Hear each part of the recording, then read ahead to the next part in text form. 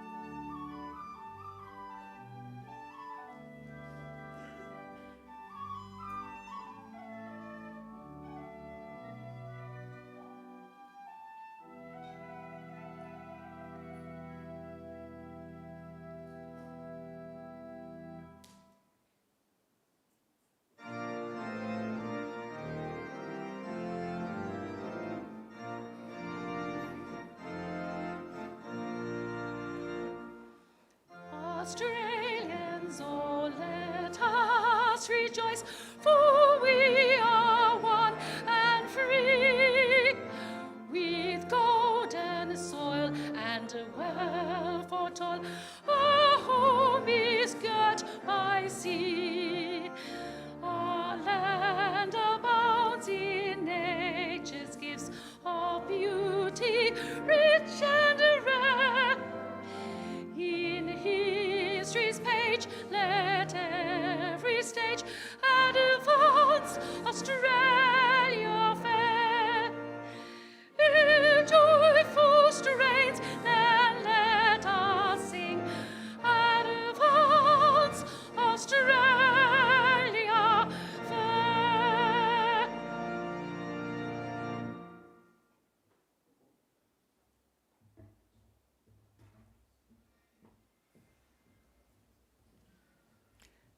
Please be seated.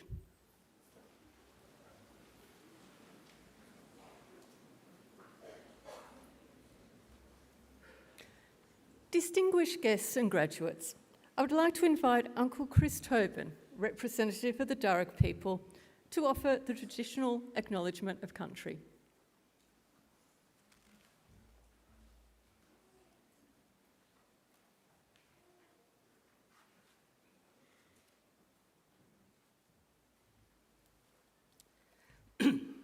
Thank you. Warami Midiga, hello friends, and Nalawa, welcome. I belong to one of the local Aboriginal families of the Darug people, the traditional custodians of this part of the country. We begin today by acknowledging that we meet here at Wallamata, the place of the snapper fish in the ancestral clan lands of the Wallamedigal. I'd like to thank the university too for the invitation to come and do the acknowledgement with you. The Acknowledgement of Country, in my opinion, is one of the most beautiful features of contemporary Australian culture, where we pay respects to Aboriginal people and affirm ourselves as a nation that values truth and supports the pursuit of justice.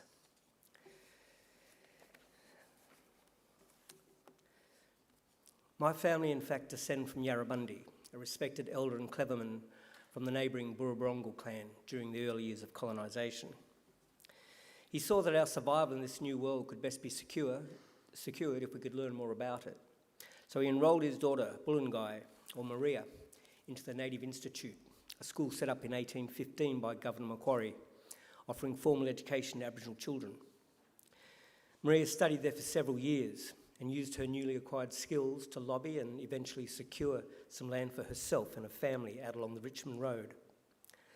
Other Aboriginal families soon joined them, seeking refuge during the brutal displacement of Aboriginal people throughout the 1800s, and the place became known as the Blackstown, where the present-day city of Blacktown gets its name from.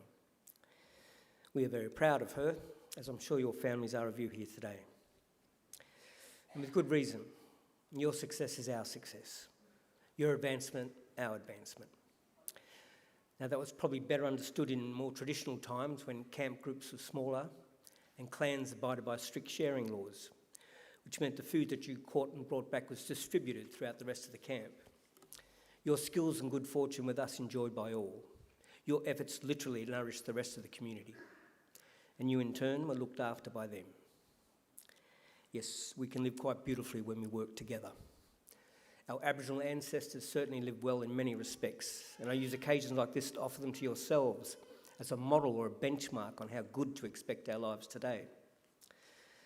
You see, when Captain Cook first arrived here a little over 250 years ago, he described the people he encountered as one of the happiest people he'd ever met. They owned nothing, he wrote, but the tools they carried. They were naked, made their shelters from the bark of trees without cutting them down, and fed their families from the earth without excessive tilling or clearing. There was no slavery, no rich and poor, and no homelessness, certainly no rents and mortgages either. Armies were unheard of, as were forts, jails, or even fences. People collected the resources that were needed cooperatively and then shared them out according to strict Aboriginal law. Our lands are maintained in their natural state through fire and responsible harvesting. Our rivers and waterways kept clean and unpolluted, with people drinking out of them as they have done here at Wallamata for the past 20,000 years. So please consider this is not an ideal yet to be achieved, some far off dream. This is normal life for us and for the longest time, and not that long ago. And there is no good reason why we should expect less for ourselves and our children than what our ancestors enjoyed. Admittedly, there's a lot more of us, but we are a clever people, and there is still much magic in the world, I like to believe. So graduates, I would say expect great and wonderful things from your life. Life is good, we are naturally happy, and normally very good at looking after each other and the planet. I would just ask you to share your skills with the rest of us where you can, and keep following that beautiful spirit within you that got you this far. Do this, and I'm confident we can put together a world we can be proud of and a future that is worthy of our children. We can all do our bit. I'll do mine by winding up and letting you graduate. Just want to say congratulations to all of you and all the best in our collective futures. Thank you.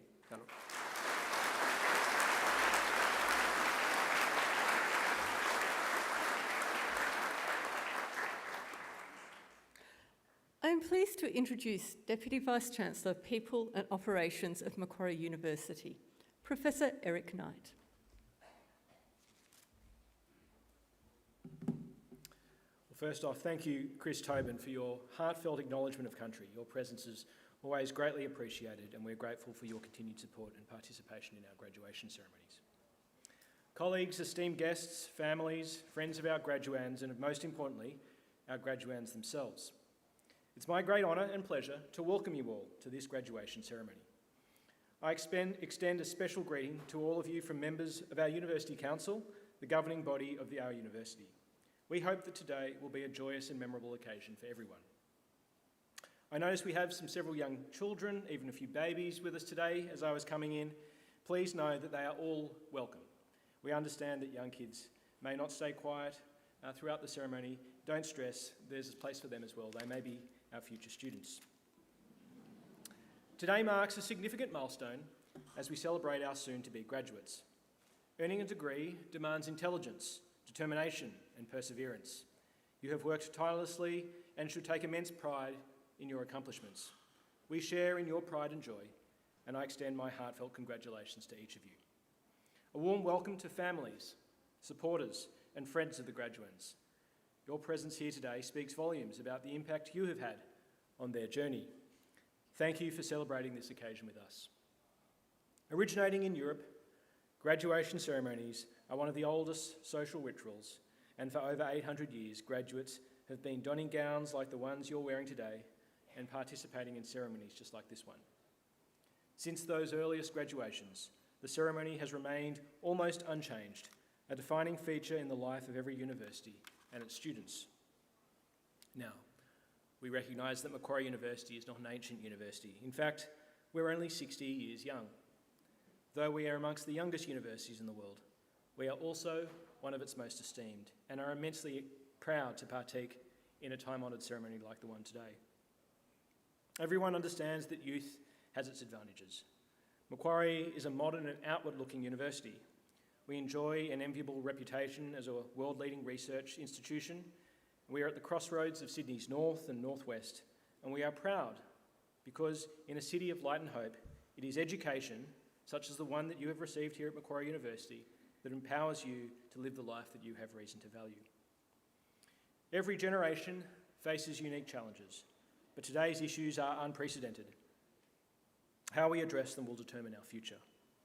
I hope your education has emphasised the importance of collaboration for the betterment of our communities, our nation and the world. As a graduate, remember to reflect on these questions. How can I help? What is my social responsibility?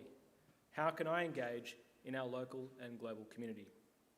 Respectful engagement and constructive dialogue are essential for solving significant problems. Use the skills and experiences from your education to participate in these discussions. Share your skills and knowledge, continue to grow intellectually, listen, learn from others, respect diverse views. As Mark Twain once said, 20 years from now, you will be more disappointed by the things you didn't do than the ones you did. So throw off your bow lines, sail away from a safe harbour, catch the trade winds in your sails, explore, dream and discover. As the esteemed African-American writer and Nobel Prize winner Toni Morrison shared with another university audience in 1996, service to the individual, to the government, to the world requires unwavering commitment to intellectual freedom, to virtues already being debased by apathy or mindless rage, virtues of integrity, honour, faith, selflessness and courage. These are wonderful words and I urge you to remember them. In just a few minutes, it will be my very great honour to confer your degrees upon you and welcome you as lifelong members of that community we proudly call you Macquarie University. Our motto is "You to the power of us." Before I do that, let me introduce our occasional speaker for today. It's a great honour to introduce Dr. Michael J. Green. Dr. Michael Green is Professor and CEO of the United States Study Centre at the University of Sydney. His career has spanned academia, government service and think tanks.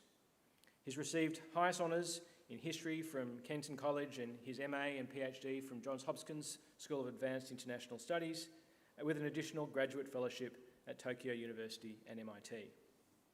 In government, he has worked on trade negotiations and as a strategic advisor at the US Department of Defence and as special assistant to the President and the lead on Asia policy at the National Security Council at the White House. His academic positions have included senior positions at the Council of Foreign Relations and the Centre of Strategic and International Studies, and he is currently on leave from Georgetown University, where he is the chair in modern and contemporary Japanese politics and foreign policy.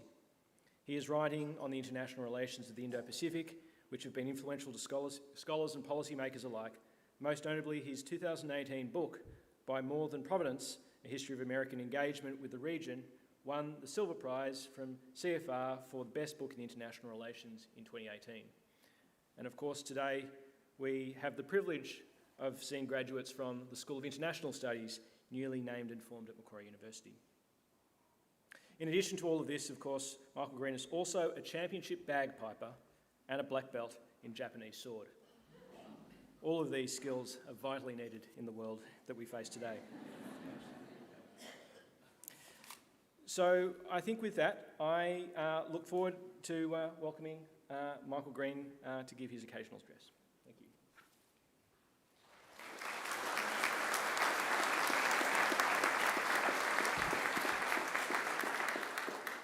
Thank you very much. I offered to play pipes, but the school didn't take me up on it.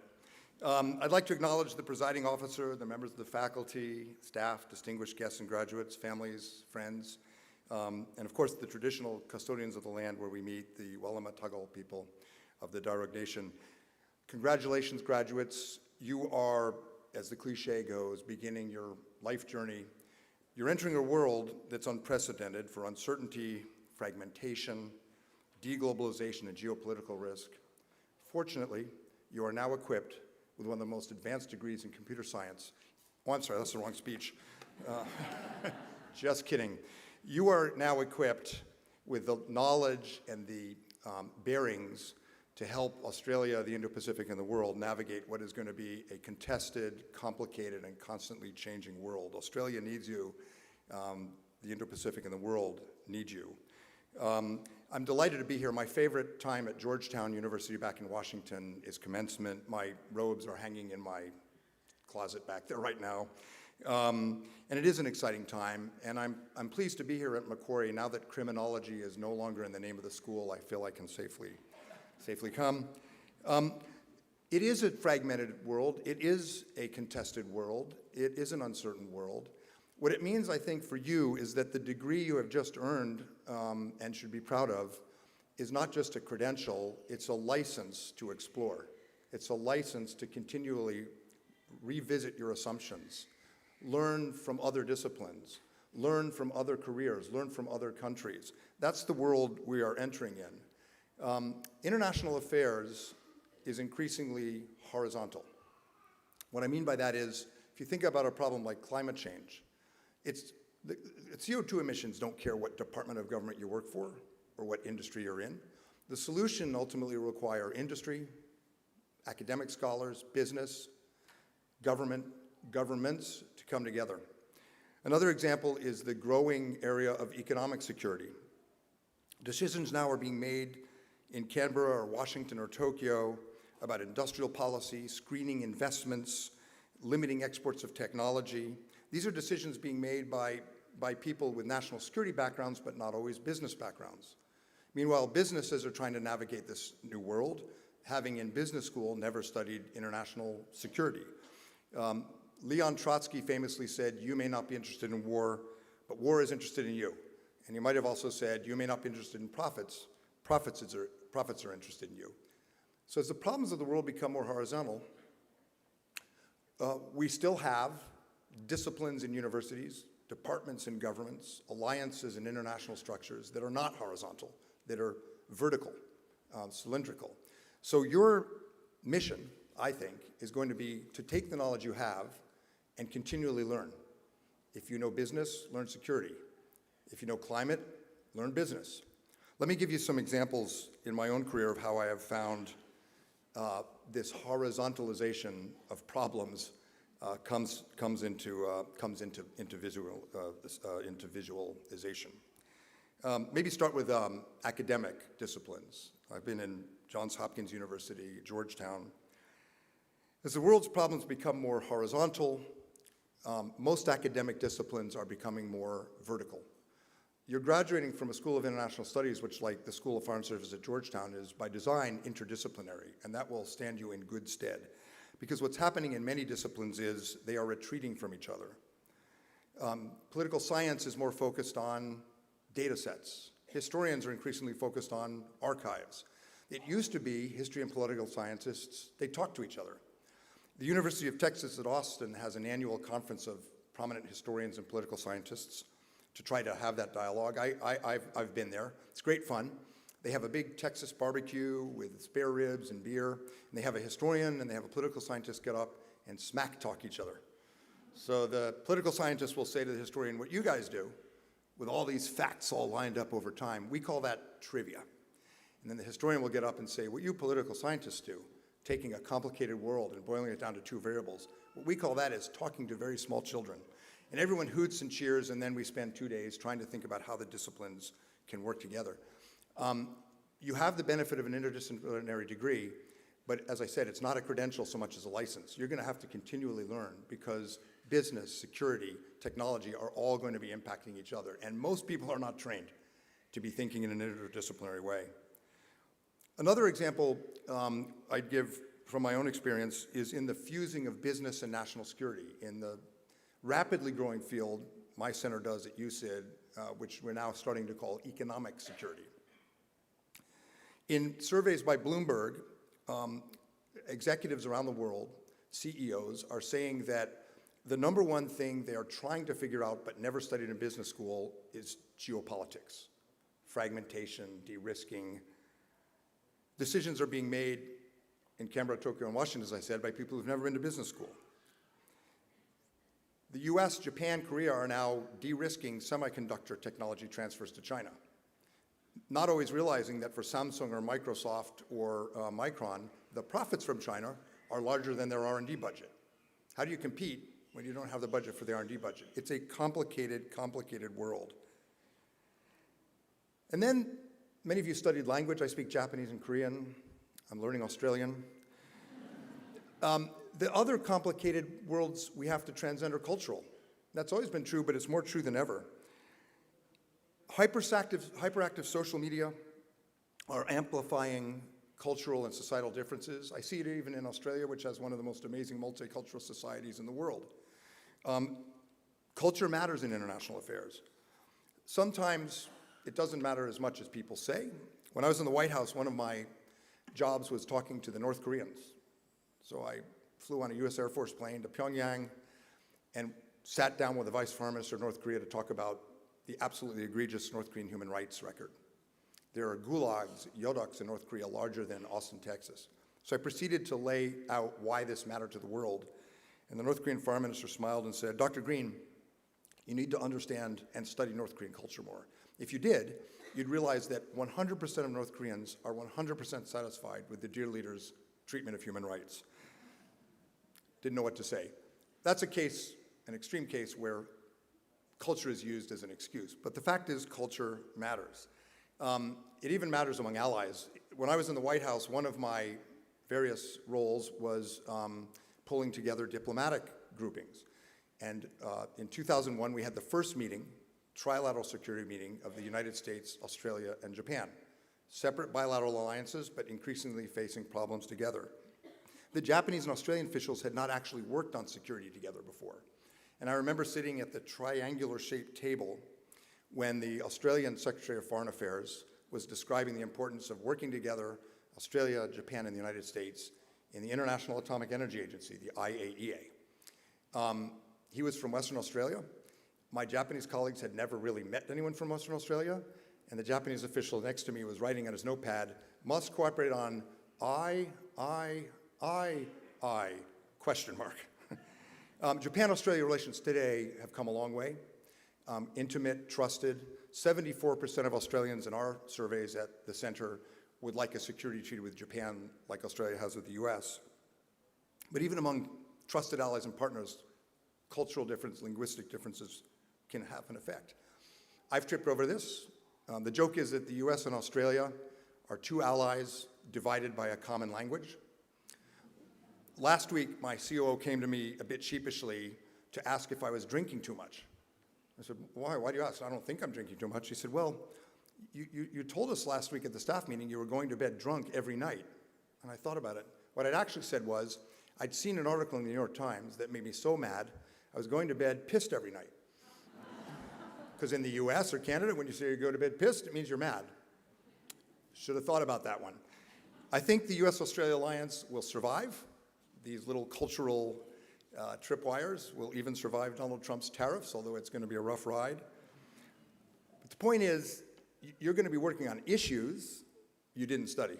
You're going to have to understand disciplines, departments, businesses you may not have studied. You're going to not learn every language in the world. I know many of you studied Japanese or Chinese or Korean, but you're going to have to work with partners beyond just the US, with Japan, with India, with Korea, with Indonesia, and with China. And so this is going to be a lifelong adventure for you. I'm jealous. My generation mucked it up. You guys will have to fix it, but it's going to be a lifelong learning experience.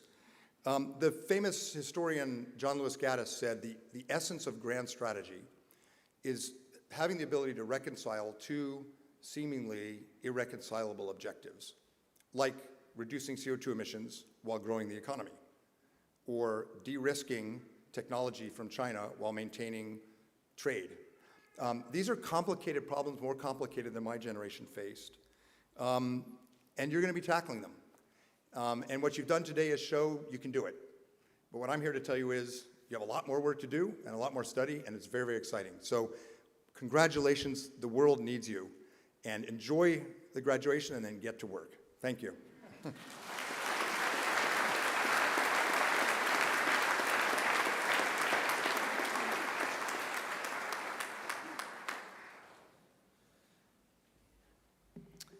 Michael, thank you for your very thoughtful remarks. Reminds me of the Harvard political theorist Joe Nye, his notion of hard power and soft power, but also a political theorist maybe 100 years ago, Antonio Gramsci, who talked about how Eastern states worked through force, Western states worked through influence. And so it seems to me that as we think about the next 100 years, the graduates here today will need to think about how will they influence our future. I'd now like to call on the Acting Registrar, Dr. Belinda Tiffin, to formally certify those eligible, those who have met the eligibility requirements for their degrees. Deputy Vice-Chancellor, I certify that all of the candidates being presented here today and those who are absent have satisfied the requirements of the Academic Senate for the degrees they are to be awarded. Would all candidates for admission to degrees please stand? If you're wearing a funny hat, that's you. Please stand up.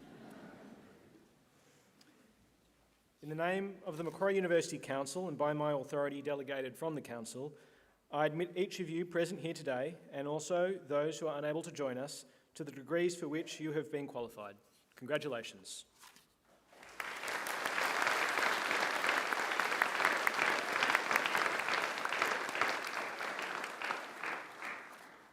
Graduates, please be seated. Deputy Vice-Chancellor, the graduates at this ceremony are from the Faculty of Arts. I now call on Professor Chris Dixon, Executive Dean at the Faculty of Arts, to present the graduates. Professor Dixon.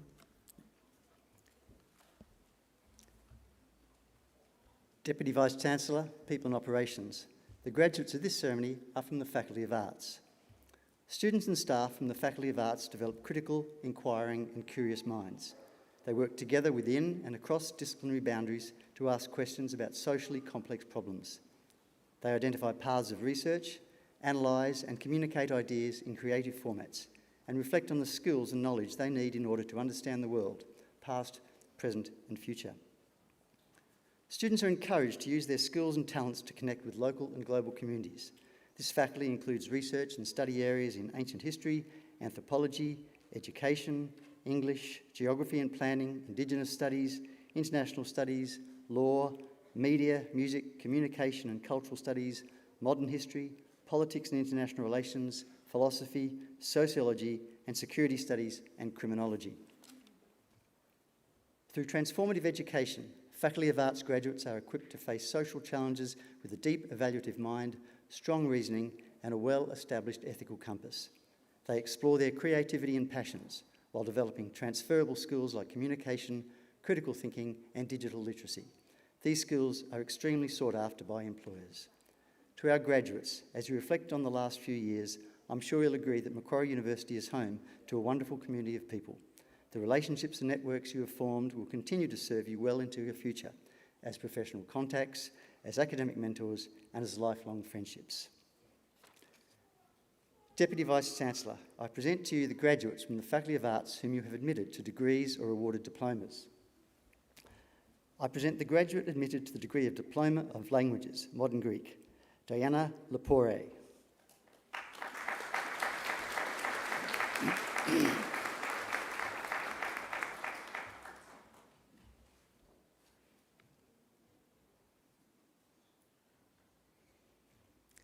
I present the graduate admitted to the degree of Bachelor of Commerce and Bachelor of Laws with Honours, Jack Dudley.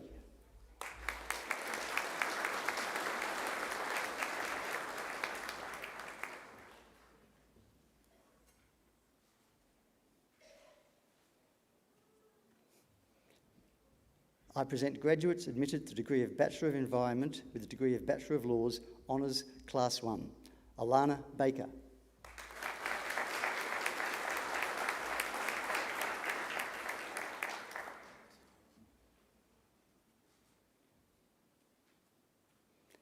Alexander Hall.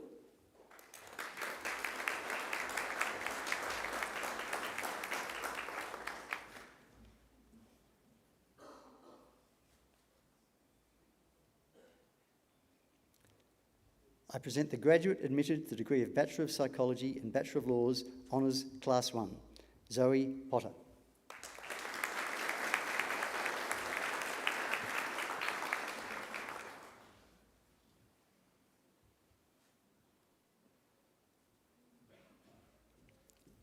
I present the graduate admitted to the degree of Bachelor of Laws, Honours Class 1, Anna Ryan.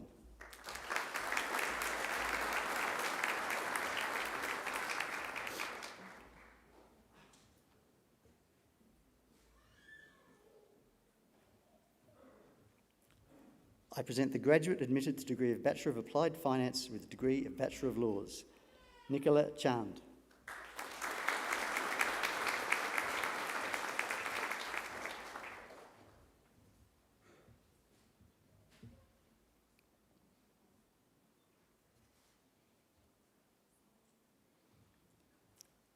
I present graduates admitted to the degree of Bachelor of Arts and Bachelor of Laws, Zach Condon.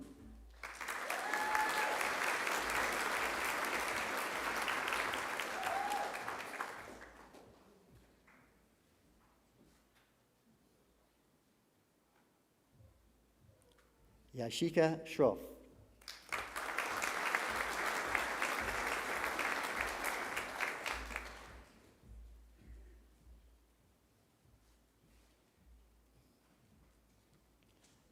Pareskavi Tasigosnas.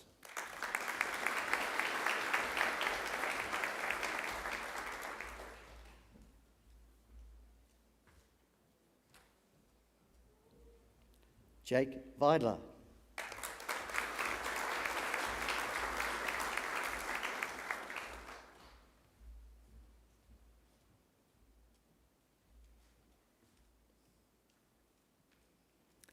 I present the graduate admitted to the degree of Bachelor of Arts and Bachelor of Science, Ella Whiteley.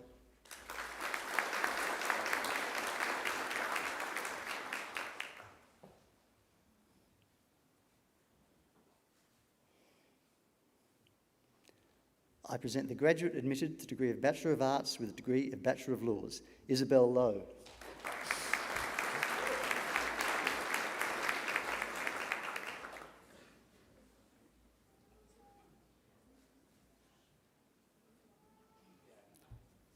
I present graduates admitted to the degree of Bachelor of Arts with a degree of Bachelor of Science, Taryn Muehlbacher.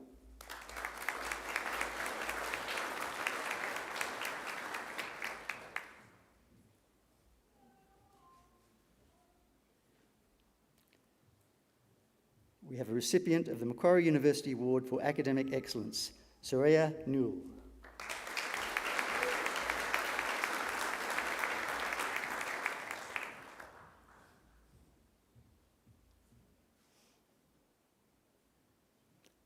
John Pennington.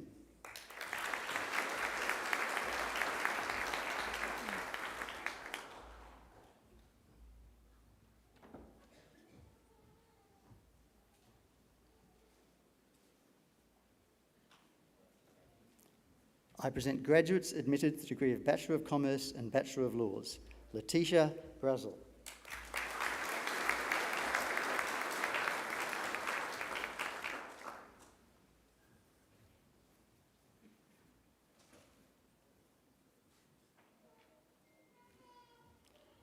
Andre Alalam.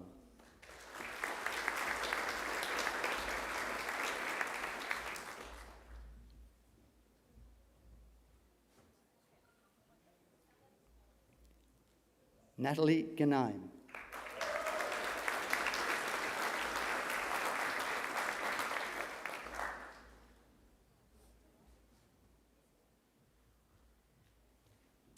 Kurian Rafi.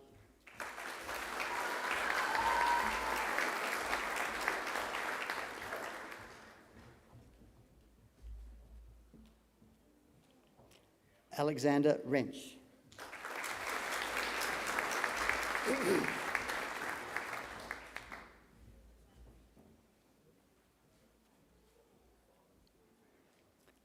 Dima Shadid.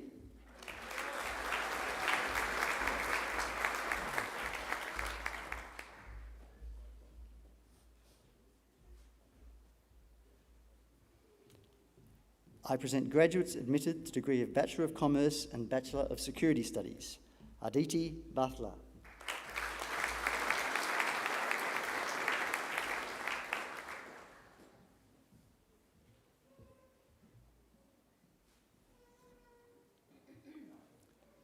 JD Delang.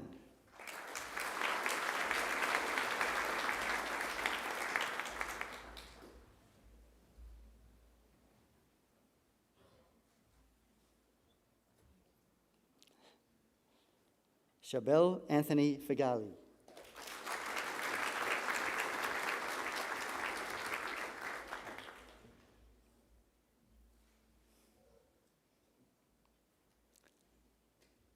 Natasha Susanto.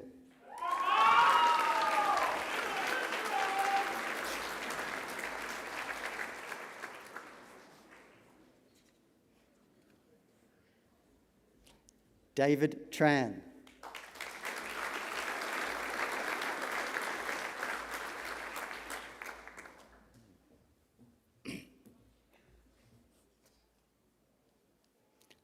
Lauren Weber.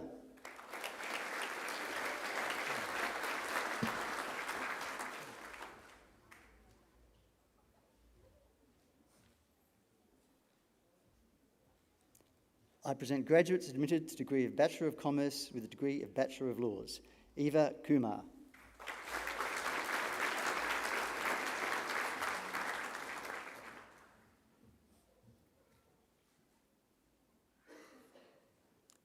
Emily Ross.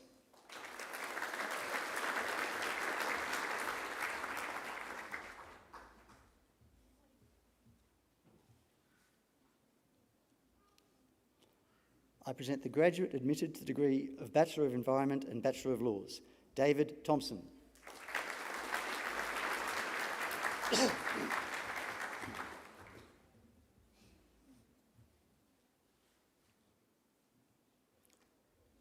I present the graduate admitted to the degree of Bachelor of Media with degree of Bachelor of Laws, Sophie Serchurdi.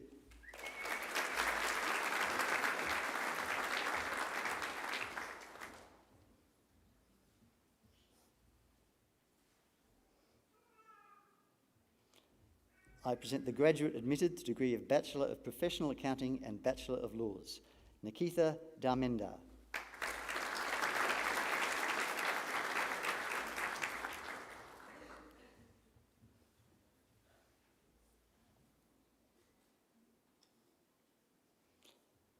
I present the graduate admitted to degree of Bachelor of Psychology and Bachelor of Laws, Zachary McLeod.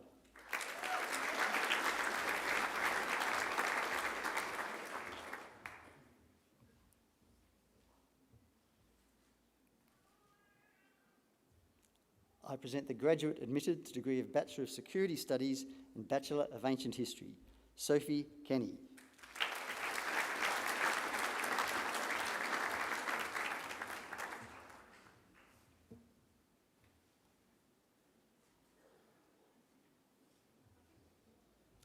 I present the graduate admitted to degree of Bachelor of Security Studies and Bachelor of Archaeology, Lauren Kingmar.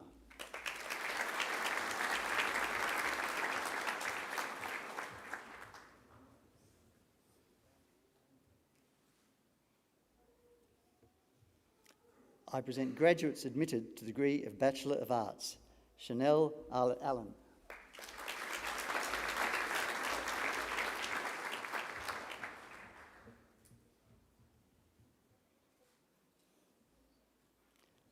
Chloe Alisandratos.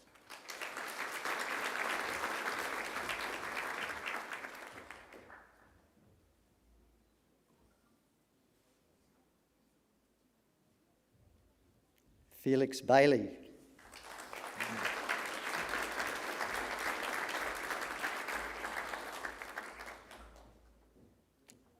Should we get another photo, Matt? We have a dad on the stage.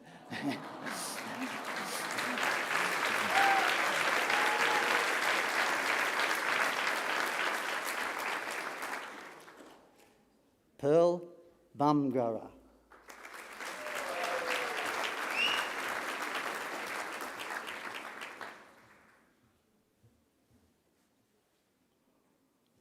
Evan Dung.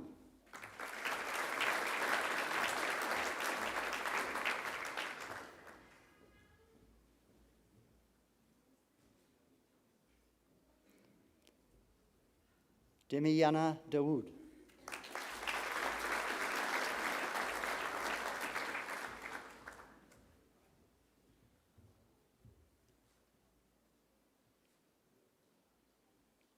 Lauren Erickson.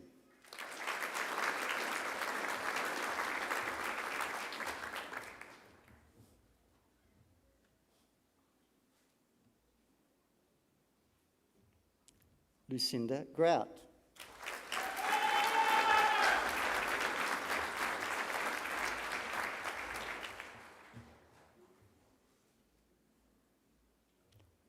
Emma Kimber.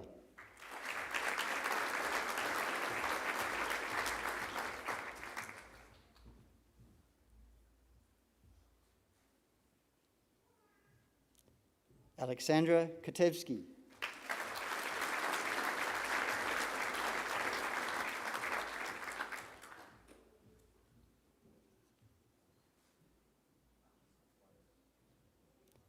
Daniel Cross.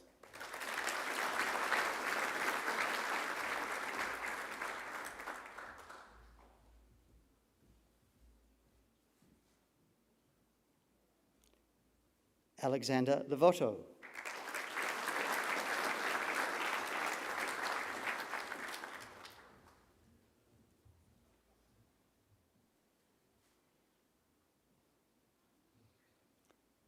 Estelle Malia.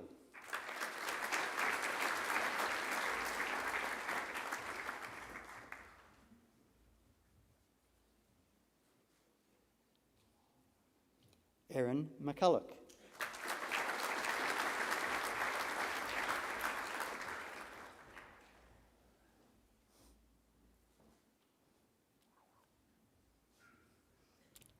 Janine McGeorge.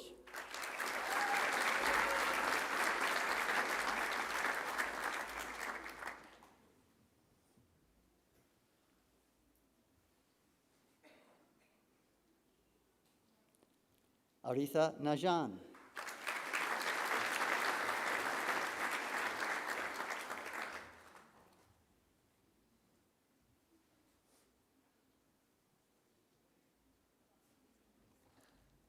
Alyssa Mika Pikachi.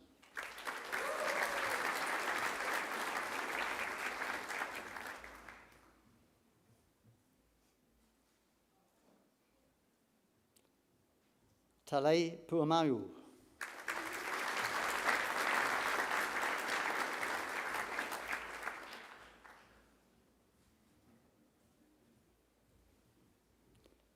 Suzumi Shinayama.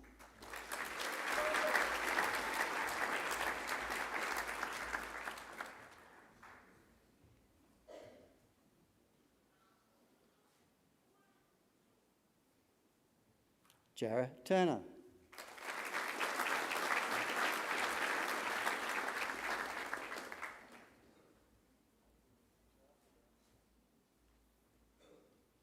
Bryce Wilson.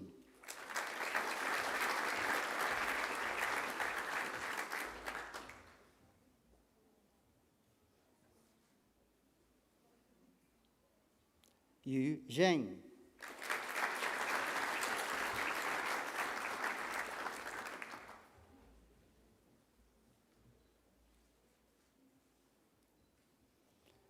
I present graduates admitted to the degree of Bachelor of International Studies, Michelle Bean.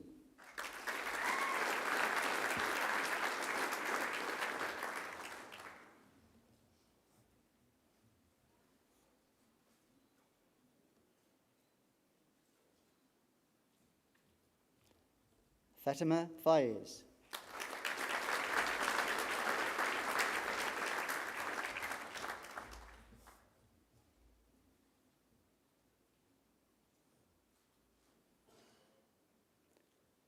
Lily Jones.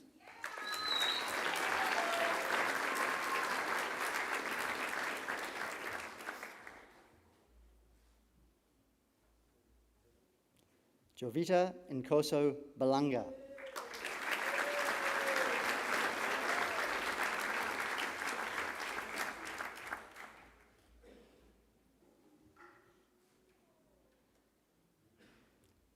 Shion Suzuki.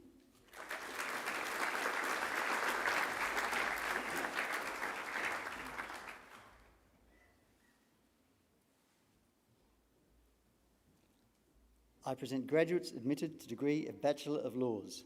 Lachlan Leahy.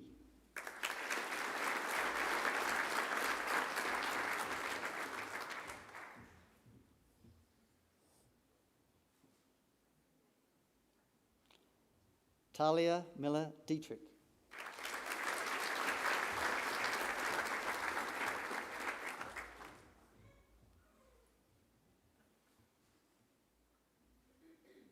Harrison Mortimer.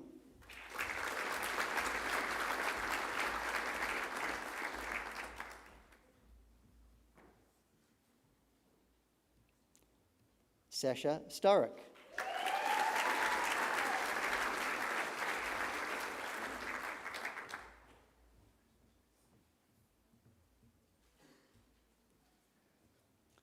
I present graduates admitted to degree of Bachelor of Security Studies.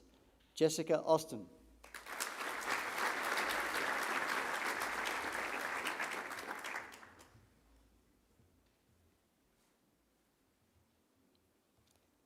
Bianca Beck.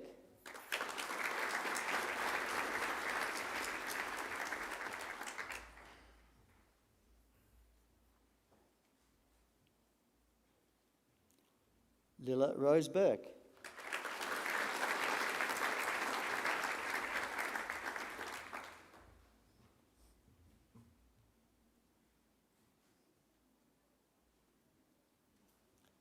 Luke Bryant.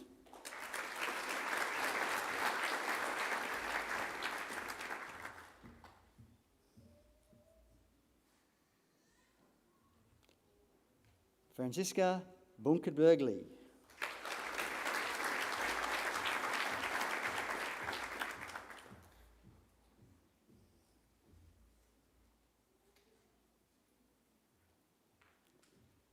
Prableen Burmi.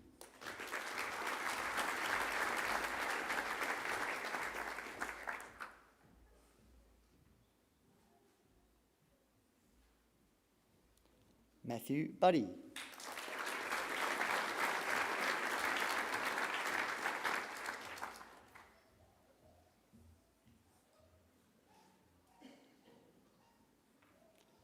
Marcella Capraro.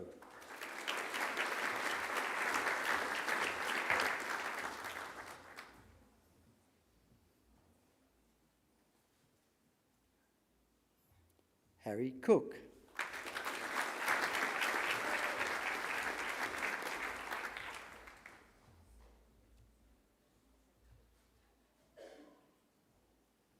Harry Colson.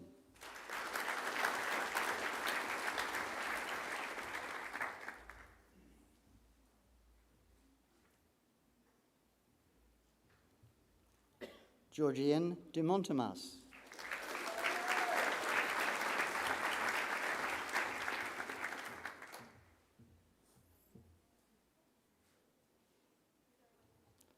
Sanaya Dunbura.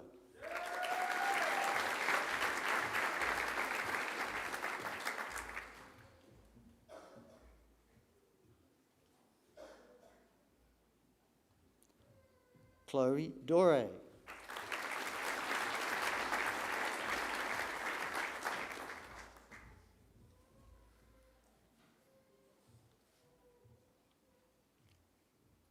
Campbell Duff.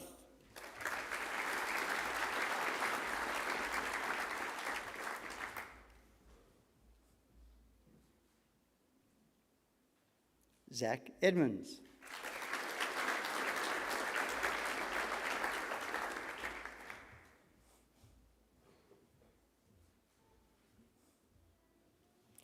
Elizabeth Enright.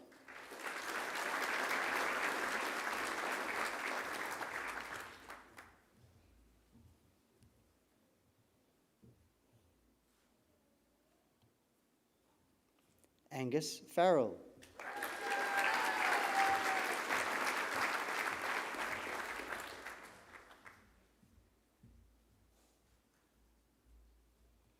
Edward Frood.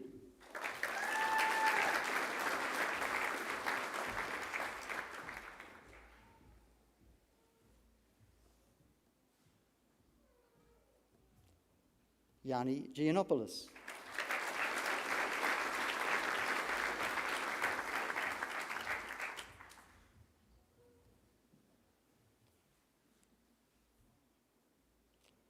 Jordan Hall.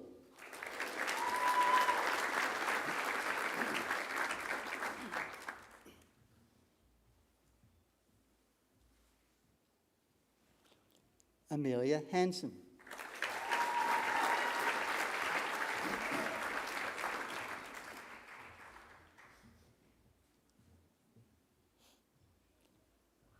Darlene Hayes.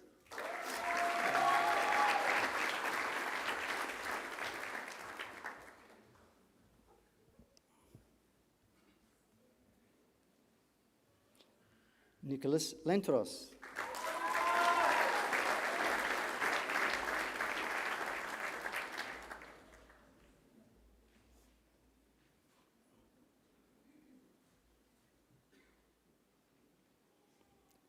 Yasmin Leopold.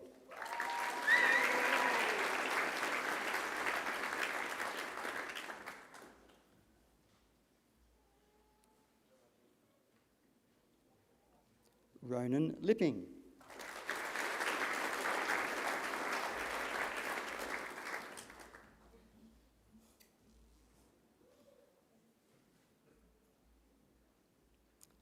Amelia Lowe.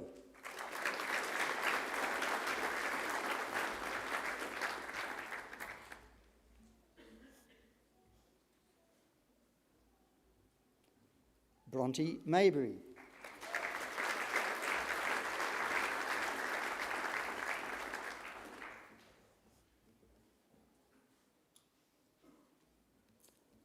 Alyssa McComb.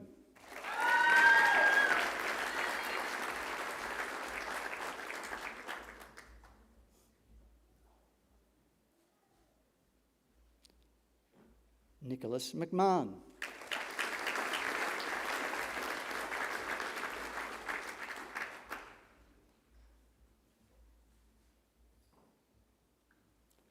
James Miller.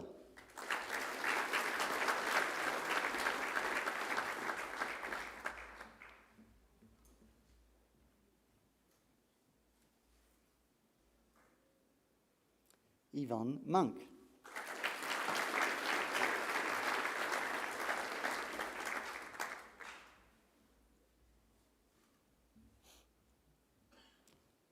Julian Napolitano.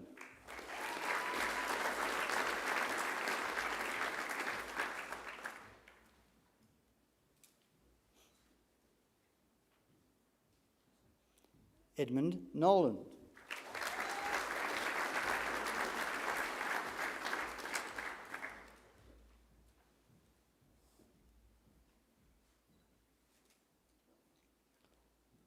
Benjamin Nayar.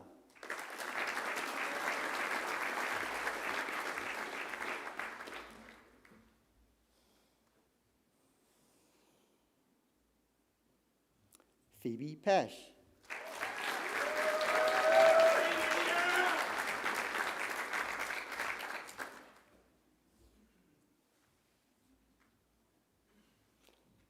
Sasha Pauta.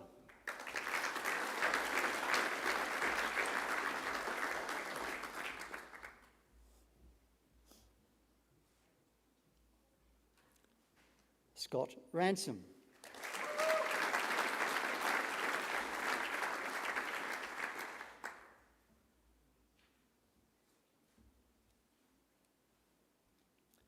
Mitchell Renton.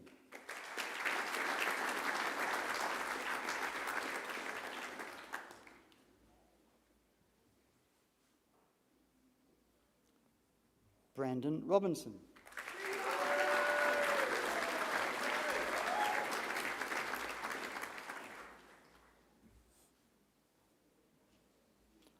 James Rollo.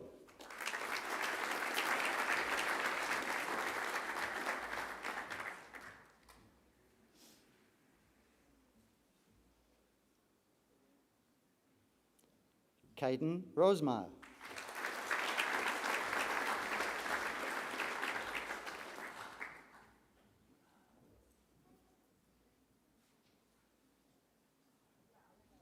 Andrew Ross.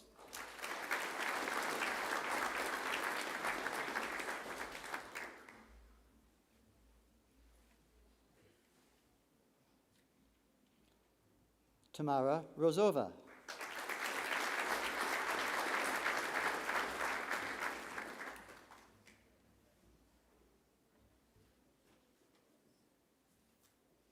Callum Stalling.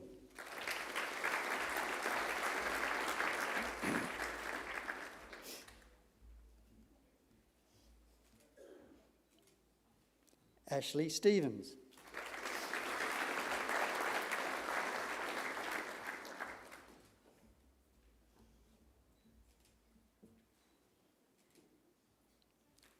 Caitlin Sultana.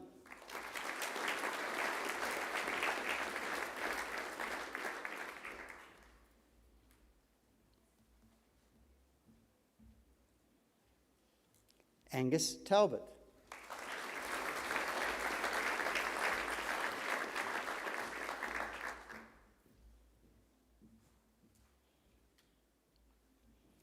Annabelle Veiga Malta.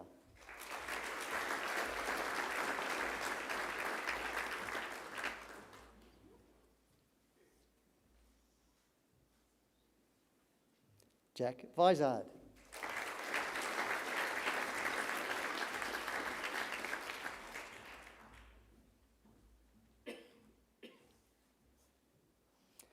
Cindy Wang.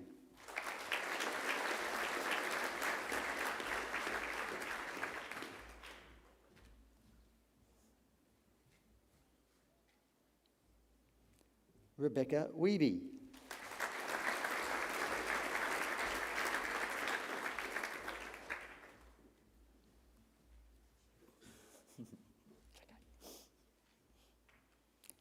Anna Wright.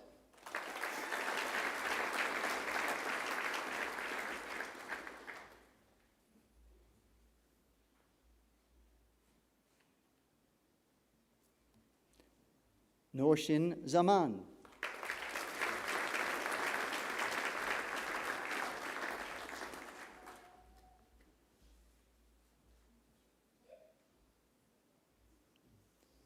I present graduates admitted to the degree of Bachelor of Security Studies and Master of Cyber Security Analysis. Riley Kilpin.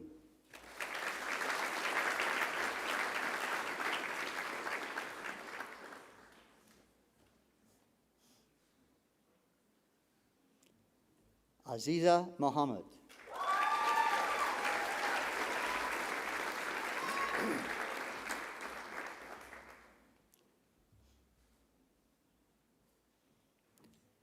I present graduates admitted to the degree of Bachelor of Security Studies and Master of Counterterrorism. Emily Smithers.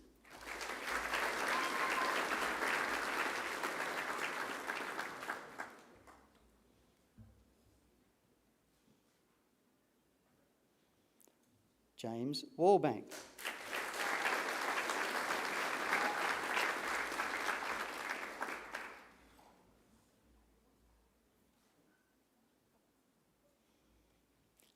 I present graduates admitted to the degree of Bachelor of Security Studies and Master of Criminology. Claudia Chen.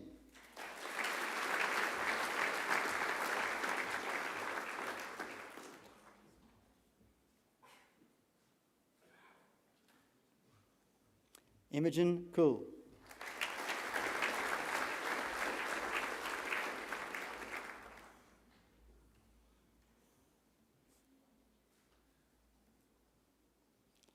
Sarah Gerritsen.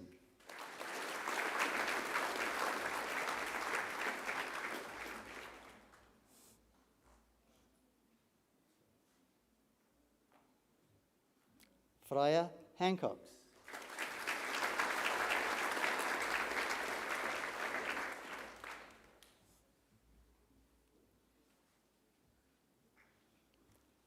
I present graduates admitted to the degree of Bachelor of Security Studies and Master of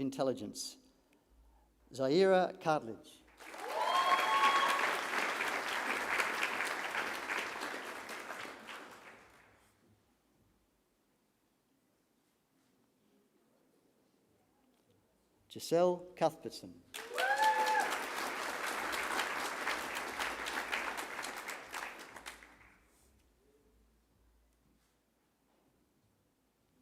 Liam Daly.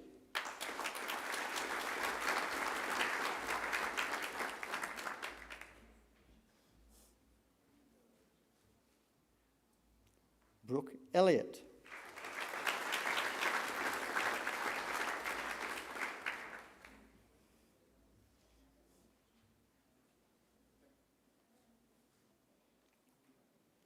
Annalise Garton.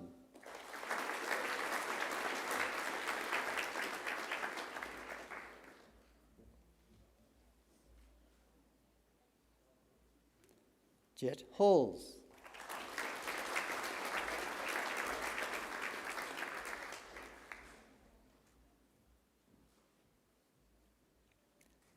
Tyson McCallum.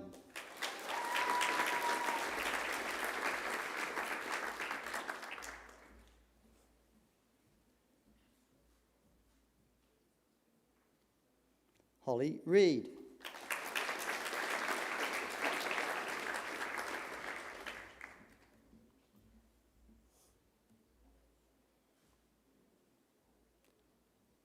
Caitlin Relier.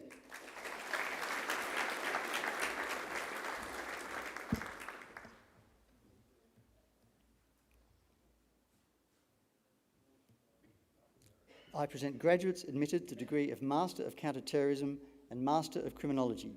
Will Hamilton.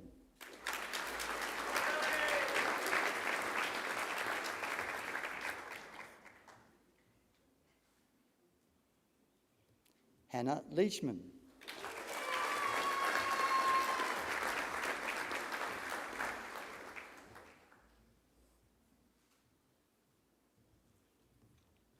I present graduates admitted to the degree of Master of Counter-Terrorism and Master of Intelligence. Isabella Colbrun.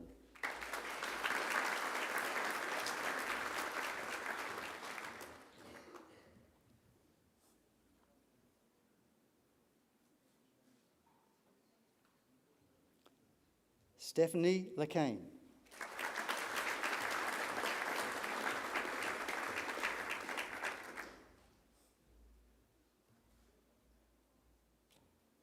I present the graduate admitted to the degree of Master of Counter-Terrorism and Master of Security and Strategic Studies, Charlie Hawkes.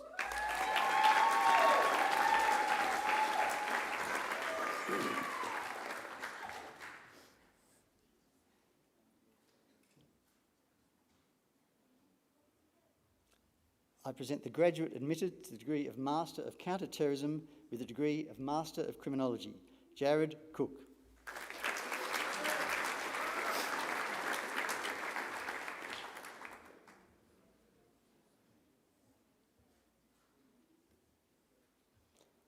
I present the graduate admitted to the degree of Master of Criminology and Master of Cybersecurity Analysis, Mohammed Walid Shahid.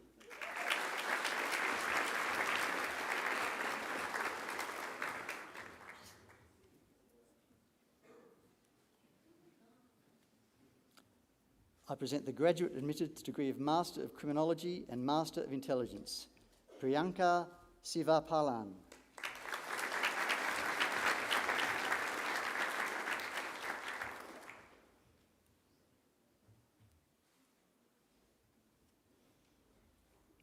I present graduates admitted to the degree of Master of Cybersecurity Analysis and Master of Intelligence, Rocky Heckman.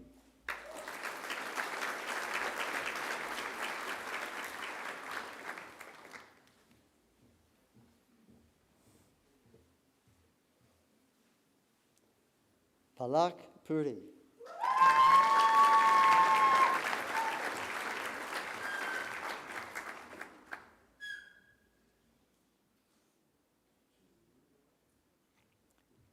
Emma Simon.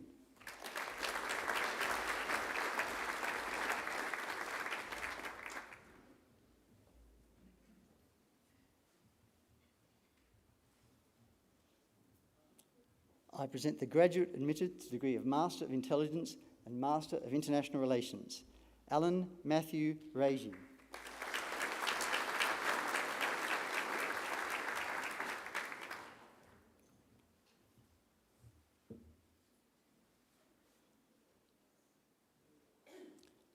I present the graduate admitted to the degree of Master of Intelligence and Master of Security and Strategic Studies, David Patton.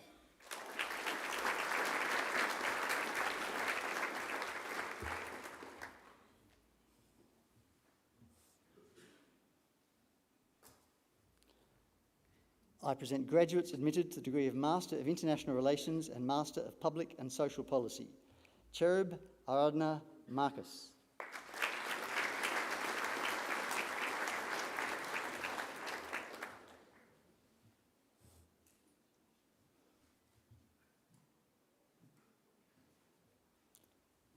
Arpid Chaya Ratnana Siru Suranwan.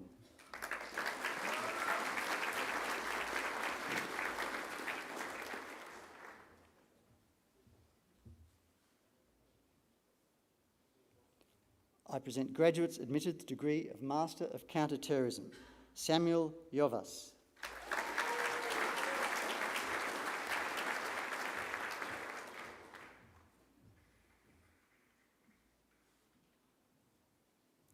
Jack Swan.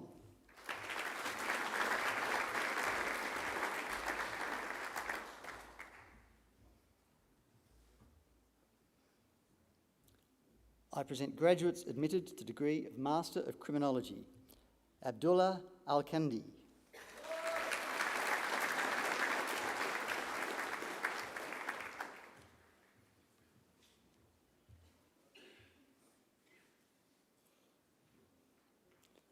Saif Al-Nuna Alemi-Eem.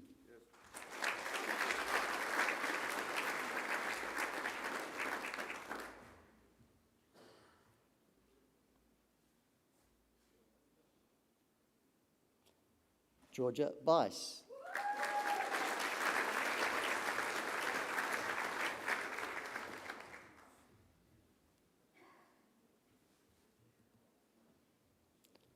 Stephanie Flowers.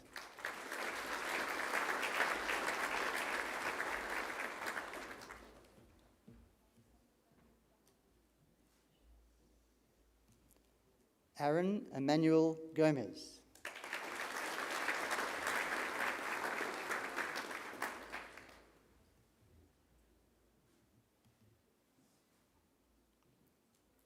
Stina Nordlander.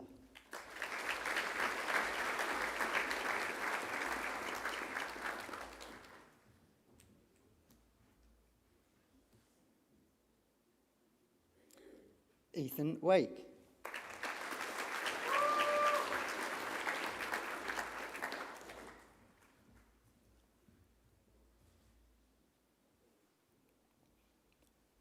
I present graduates admitted degree of Master of Cyber Security Analysis, Maria Borg.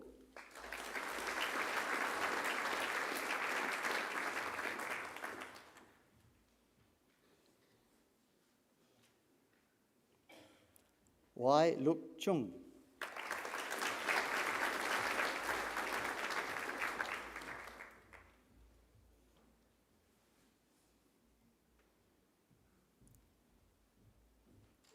Roshan Shamamana.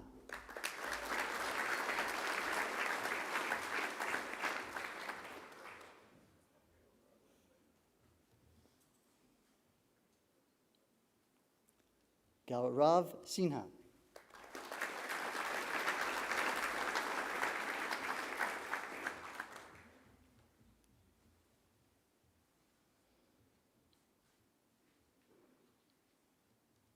I present graduates admitted to the degree of Master of Intelligence, Melanie Alfred.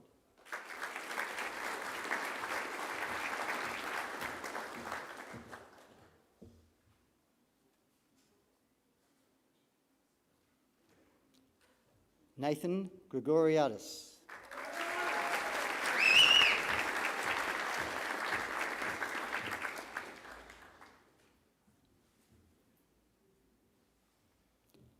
Joshua Rolleven.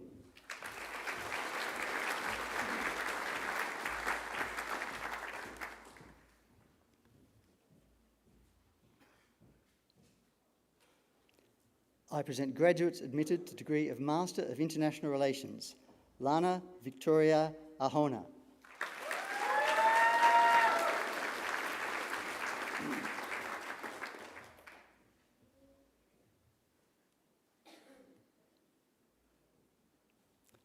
Fiona Fuller.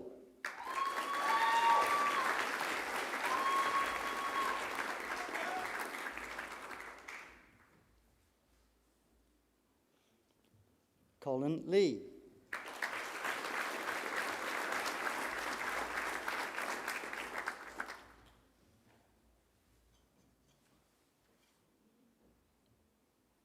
Mohammed Noval.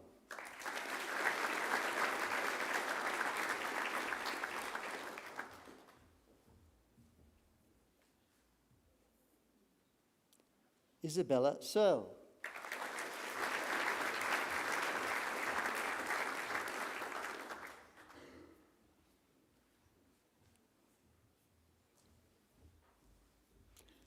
I present graduates admitted to the degree of Master of Security and Strategic Studies. Sazid Hossani.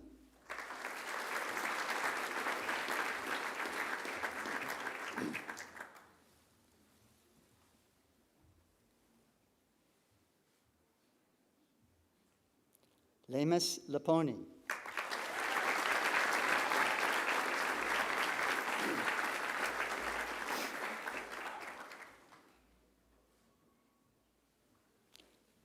We have a recipient of the Macquarie University Award for Academic Excellence, Benjamin Stevens.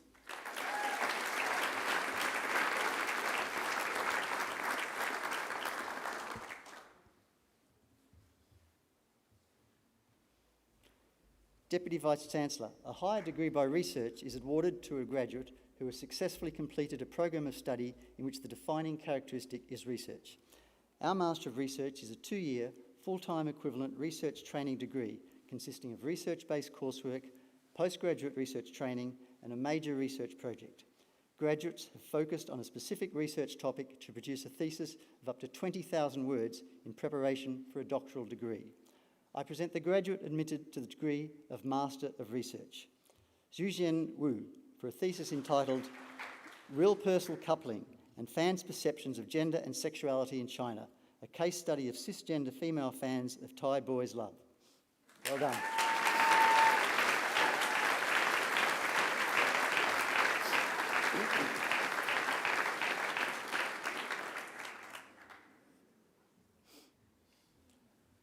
The Doctor of Philosophy is awarded to graduates who have demonstrated the capacity to conduct research independently by forming a distinct contribution to the knowledge of the subject and to afford evidence of coherence and originality shown either by the discovery of new facts or by the exercise of independent critical power. I present the graduate admitted degree of Doctor of Philosophy, Dr. Jade Hutchinson, for a thesis entitled Online Extremist Ecosystems, How a Network of Platforms and Devices Shape Far-Right and Involuntary Celibate Extremism and Violence. Well done.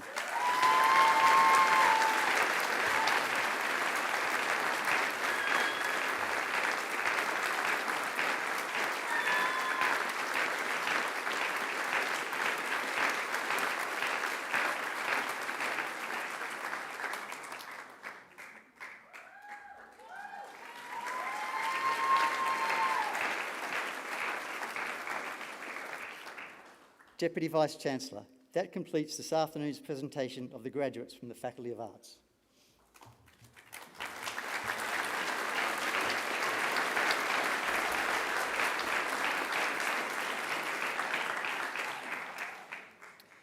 Deputy Vice-Chancellor, I call on Rocky Heckman, who graduated with a Master of Cybersecurity Analysis and Master of Intelligence, to speak on behalf of the graduating group.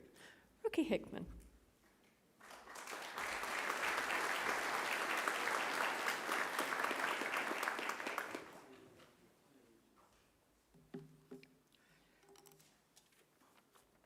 They gave me a 3 minutes to give the speech, sorry.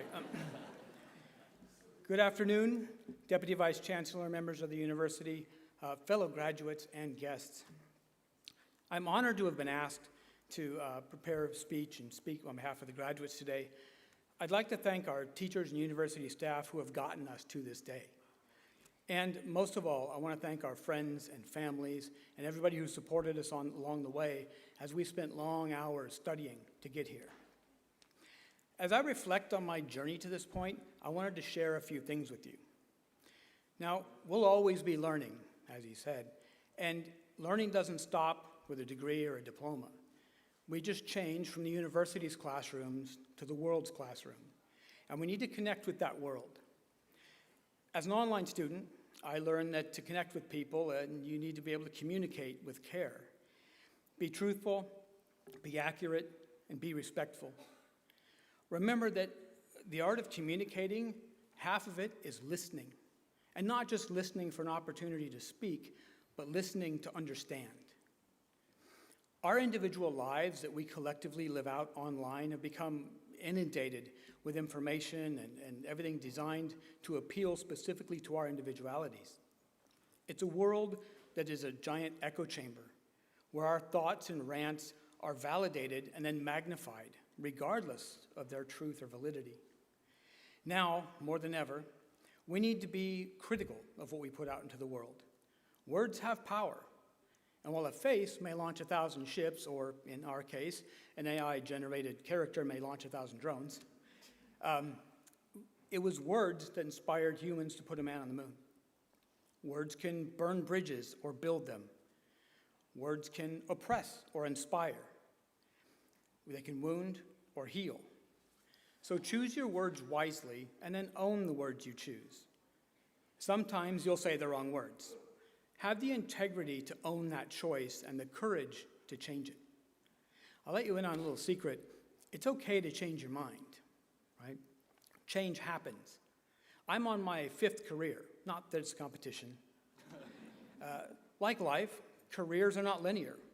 They're winding, curvy paths, and sometimes they have a few dead ends, kind of like my creative writing assignments. If you find yourself in a profession that doesn't ignite your passion, you can always come back for another degree, right?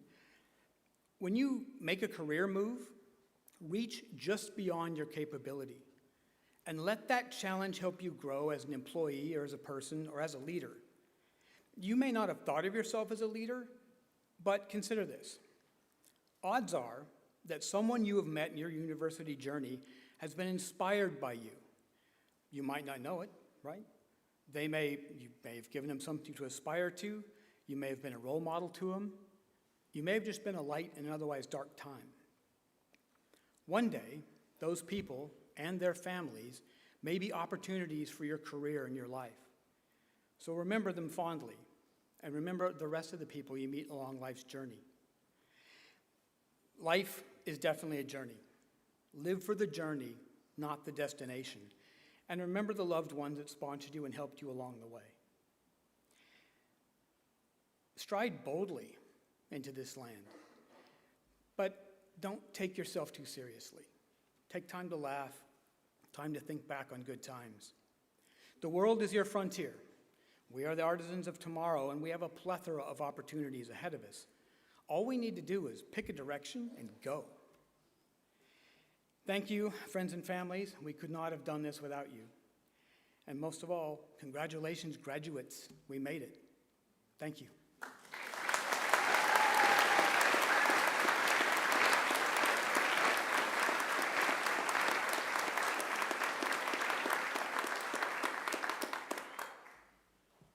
Rocky, thank you very much for your very thoughtful remarks. I think the idea that we might listen not to speak but to understand, I think resonates with all of us. And whether we be students, guests or scholars alike, I think we all have the capacity to continue our learning. Thank you.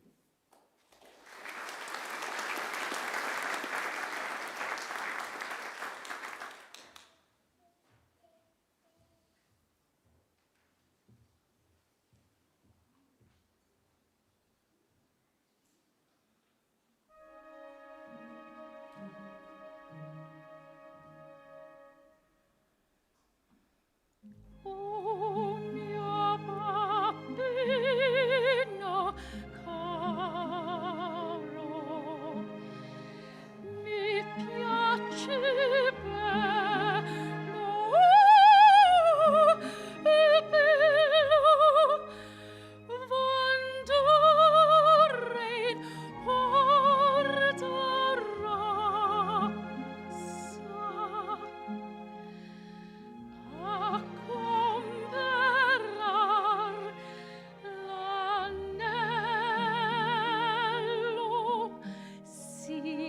sì, ci voglio andare. E se l'omma s'indorno, andrei sui ponti vecchio, ma per buttarmi d'arno mi strago e mi tormento.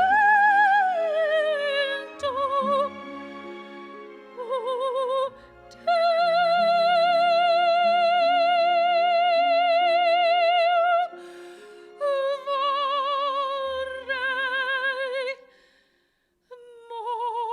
vorrei morir.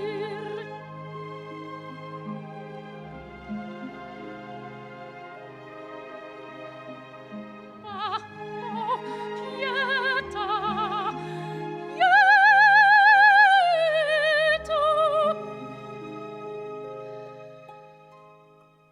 Ah, oh, pietà, pietà.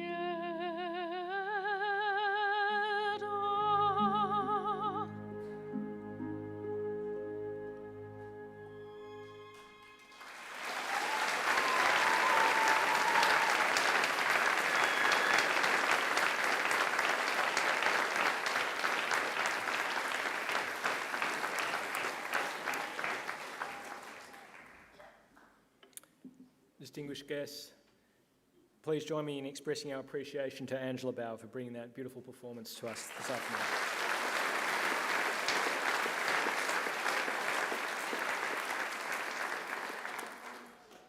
Angela is the Artistic Director of Coast Opera Australia, and we're also joined by our musicians on the organ, Heather Moen Boyd, and also on the Chinese traverse flute, Dr. Chai Cheng-Ning.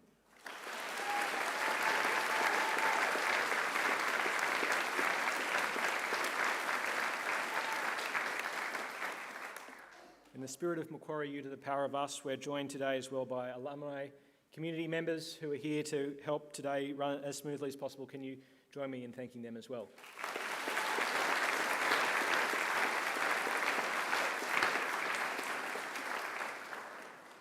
And also, can you join me in thanking our technical staff who've ensured that today's proceedings are recorded and also available for those who are live streaming from around the world. Thank you.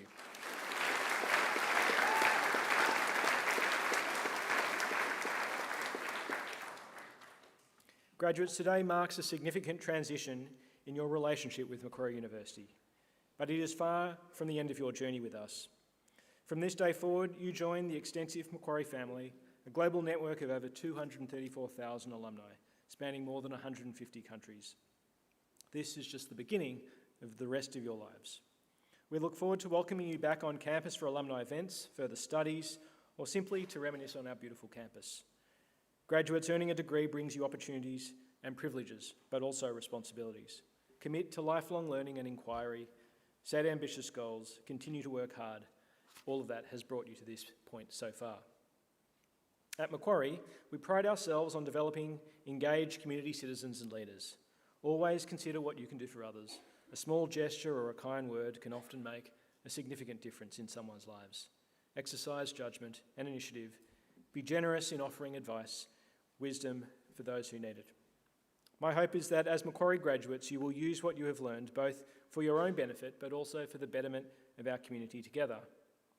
Uphold the good name of our university. Remember the people who have helped you along the way, many of whom of those who are here with you today. To acknowledge their contribution, I'd like to ask all the graduates to please stand. Now, please place your testimonies on the seats and turn around to face your family and friends. Can I encourage you to give them an almighty applause?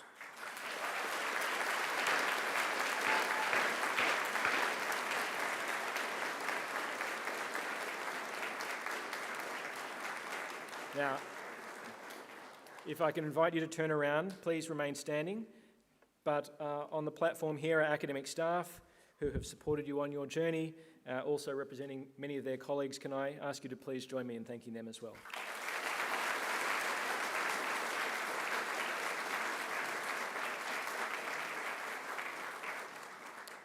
Graduates, please pick up your testaments from your seats.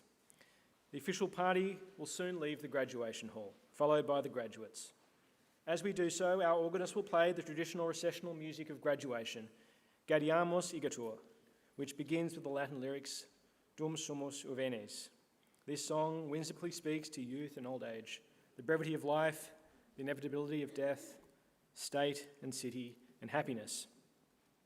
May now I ask everyone to please stand. Shortly, I will lead the official party out, followed by the graduates. I also invite you all to enjoy some light refreshments outside. To the graduates of Macquarie University, my warmest congratulations and best wishes for the future, filled with success, satisfaction and happiness. In closing today's celebration of your achievements, I say again, Gaudiamus Igitur, therefore, let us rejoice.